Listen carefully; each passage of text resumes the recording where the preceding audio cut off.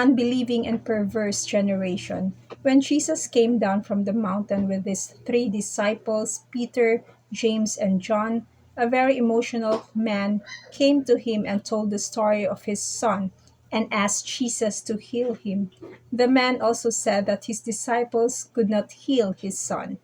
I brought him to the disciples, but they could not heal him. When Jesus heard it, he was angry with their unbelief and said, O unbelieving and perverse generation. Jesus replied, How long shall I stay with you? How long shall I put up with you? Bring the boy here to me. Jesus rebuked the demon, and it came out of the boy, and he was healed from that moment. Then the disciples came to Jesus privately and said, Why could we not cast it out? So Jesus said to them, Because of your unbelief. For assuredly I say to you, if you have faith as a mustard seed, you will say to this mountain, Move from here and there, and it will move, and nothing will be impossible for you. Jesus' response was, Because of your unbelief. Jesus did not say, Because of your lack of faith or because of your little faith. The real issue is not faith, but unbelief. The disciples had faith. They have done this in the past. They were surprised that the child was not healed because they knew they have faith. What they don't know is that they have faith and they have unbelief at the same time. Jesus said to them, Because of your unbelief, for assuredly I say to you, if you have faith as a mustard seed, you will say to this mountain, Move from here to there, and it will move, and nothing will be impossible for you. The mustard seed is the smallest seed.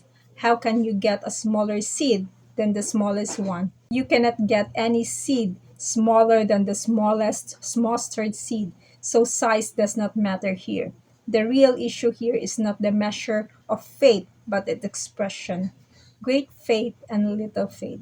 If the measure of faith is not an issue, then why does the Bible mention great faith and little faith? In Matthew chapter 8, Jesus called the faith of the centurion great faith because I believe it is great in expression. His faith was greatly expressed. Look at how the centurion greatly expressed his faith. When Jesus had entered Capernaum, a centurion came to him asking for help. Lord, he said, my servant lies at home paralyzed and in terrible suffering.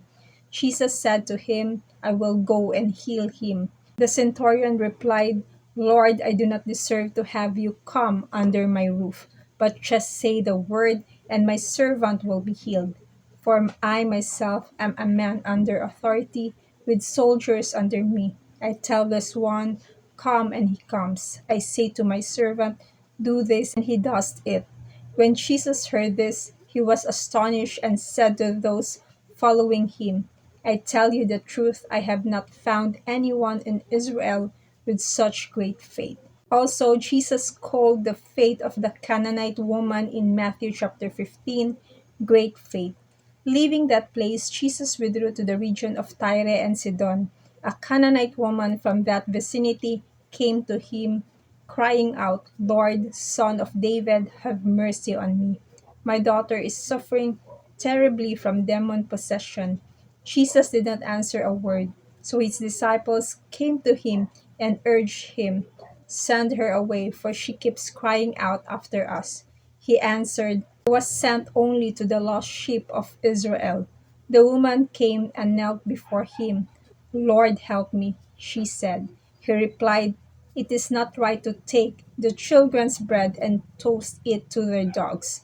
Yes, Lord, she said, but even the dogs eat the crumbs that fall from their master's table. Then Jesus answered, Woman, you have great faith.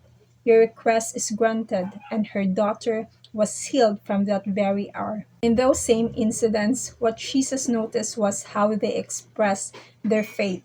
What enhances their faith is not the measure, but the expression. When there is doubt, faith is paralyzed so that it cannot be expressed greatly. To God be the glory. God bless you.